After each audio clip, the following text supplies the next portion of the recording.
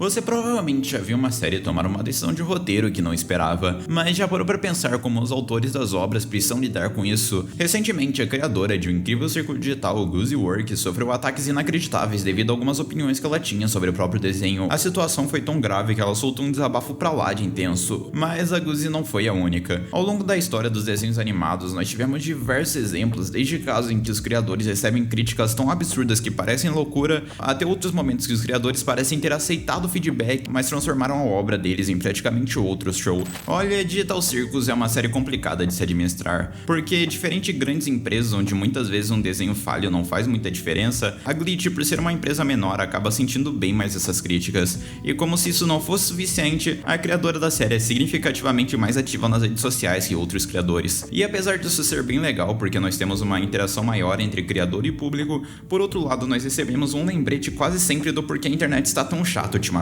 A Guzi sempre recebeu uma crítica aqui ou ali desde o início do desenho, mas eu comecei a notar que as críticas passaram de ser só críticas em fevereiro desse ano. Lá a Guzi estava respondendo alguns fãs no Reddit e de repente perguntaram para ela quem eram os protagonistas da animação. A criadora de Digital Circus então respondeu que eram Jax e Pomni, e a minha reação vendo isso foi só rolar para baixo e ver a próxima notícia. Olha, não me levem a mal, eu sei que existem muitos fãs da Agatha na série, mas tipo, essa sequer foi a primeira vez que a Guzi falou que os dois eram os protagonistas. Fora que só porque o personagem não é o protagonista, isso não significa que o personagem deixa de ser importante. Às vezes ficar em segundo plano é melhor para o desenvolvimento na visão do criador, já que um personagem específico receber mais atenção significa indiretamente que você precisa tirar o tempo de tela de alguém, e tirar o tempo de tela de alguém numa série tão curta quanto Digital Circus é bem arriscado. Mesmo com isso, a crítica com a criadora não acabaria ali. Se você não está por dentro das notícias, infelizmente o final de Digital Circus acabou sendo vazado e isso é terrível. Sabendo disso, as pessoas resolveram alertar a criadora da série no Blue Sky sobre isso, dizendo: "Ei Guzi, eu vi algumas pessoas vazando filme no Twitter. Eu não vi nada sobre o assunto, provavelmente é fake. Guzi, eu acho que realmente é real. O conteúdo está recebendo copyright.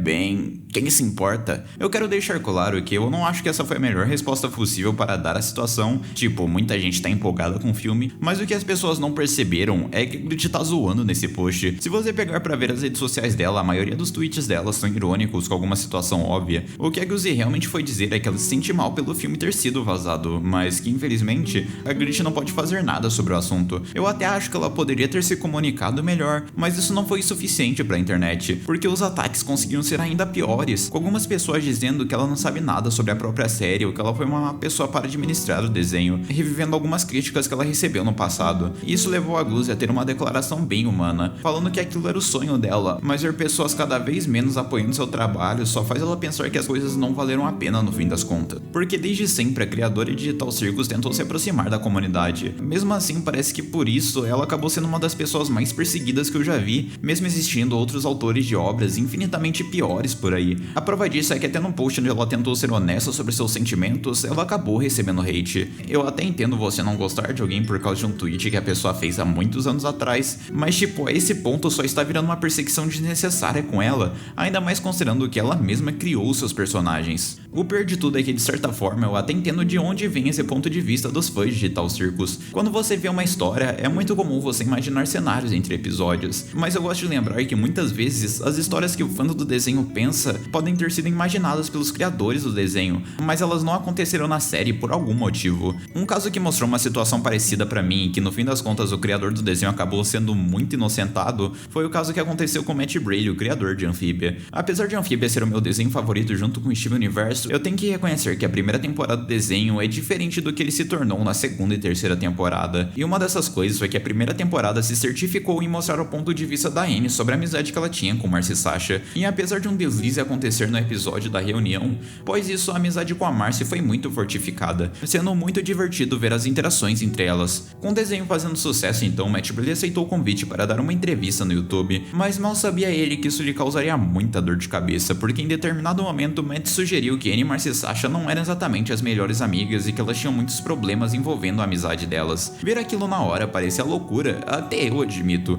porque o show realmente dava a entender que tudo naquela amizade era perfeito e aquilo era incrível. Então essa fala do Matt resultou em um hate gigantesco para o coitado, com pessoas dizendo que ele não conhecia os seus personagens ou que ele era um idiota e não sabia comandar a sua série. Matt comentou que isso foi algo que o abalou na época e ele optou por ser mais cauteloso em entrevistas após isso. Mas o que os fãs não esperavam é que o Matt com certeza vezes estava 100% certo desde o início. Mais tarde, durante a reta final da segunda temporada de Amphibia e boa parte da terceira temporada, nós descobrimos diversas falhas na amizade daquelas três que ainda não tinham sido reveladas. A Aine era uma pessoa com falta de autoconfiança que seguiu a ordem das duas, a Marcia era uma pessoa muito apegada na amizade e tinha um medo doentio de perder as duas, e a Sasha era uma pessoa muito manipuladora. Esses problemas ficaram mais evidentes durante a série. Se você perguntar para os fãs do desenho hoje em dia, provavelmente eles vão concordar que o desenvolvimento desse plot foi uma das partes mais cruciais do desenho, e que ele foi de muita importância para a mensagem final que o desenho tentou passar. Mas mesmo estando certo desde o início, o Matt acabou recebendo muitas e muitas críticas, e esse tipo de coisa, apesar da internet esquecer, o criador do desenho não tem a mesma habilidade. Caramba, eu fico imaginando se no auge da primeira temporada de Steven Universo, logo após aquele episódio da fita VHS que o Steven acha da Rose, o que teria acontecido se a Rebecca Sugar, criadora da série, desse uma entrevista sugerindo que a imagem perfeita que nós vimos de Rose Quartz talvez não fosse verdade. Ela com certeza receberia muito hate. Fora que se por algum motivo você ainda tem ódio da Guzi, pra mim tem um caso que evidencia como algumas ideias de fãs podem ser muito idiotas. Pra ser justo, Darren Aronofsky já disse algumas vezes que Starco foi planejado desde o início de Star vs Força do Mal, e apesar de eu não acreditar pessoalmente nessa fala, a Darren Aronofsky também disse que ela não guiou a série pelo fanservice do público. Mesmo assim, uma coisa é fato, Star vs Força do Mal teve uma mudança brusca de direção no meio da terceira temporada para provar Starco, que acredite você ou não, na época Starco era o casal mais shippado de Star vs Força do Mal. O que os fãs provavelmente não esperaram é que canonizar o casal transformaria Star vs Força do Mal em uma das séries que mais foi destruída com o tempo. Vamos aos fatos. Starco realmente era um casal relativamente bom antes da terceira temporada de Star vs Força do Mal e eu achava perfeitamente possível shippar os dois. Mas o que era claro é que os dois personagens tinham caminhos diferentes melhores planejados. O Marco teve toda uma história desenvolvida dentro do desenho de como ele desde criança tinha um crush numa garota, mas ele era tímido demais para falar com ela, passando por toda uma jornada de superação para ficar com ela. A Star, apesar de não ter uma história tão boa quanto, a vida amorosa dela servia muito para desenvolver o personagem do Tom, mostrando que quando se há esforço, alguém pode melhorar como pessoa, mesmo que isso leve tempo. O fato era que os dois personagens estavam funcionando muito bem separados, entretanto isso não durou muito. O fato é que Starco ganhou muita força no fandom do desenho e conforme o tempo foi passando, a série parecia cada vez mais tendenciosa a cometer um crime com a narrativa que tinha sido construída. O Marco terminou com a Jack e a Star tomou algumas atitudes muito estranhas com o Tom. Fora que, sabe, o Tom era o namorado da Star, mas por 90% do desenho, o Marco que ficava ao lado da Star, o que era muito esquisito. Tipo, parece que a ideia do Marco terminar com a Star não tinha sido bem planejada. Então, eventualmente, os dois personagens acabaram juntos. Mas aí que tá o ponto que eu queria chegar. No final da obra, praticamente mais ninguém shippava Starco, e o motivo disso acontecer foi bem simples. Os personagens pararam de funcionar como eles tinham sido pensados originalmente. Star e Marco pararam de dividir a dinâmica leve e divertida que eles tinham nas primeiras duas temporadas para algo bem mais forçado. Parece que o show queria indicar que os dois ficariam juntos para fazer o final soar menos forçado, mas aí as coisas começaram a ficar só sem sentido, a ponto das pessoas que apoiavam o casal odiarem ele no fim do desenho. O que eu queria que parte da comunidade Digital Circus aprendesse com isso é que ideias são coisas complicadas. As pessoas têm visões diferentes sobre uma obra e muitas vezes,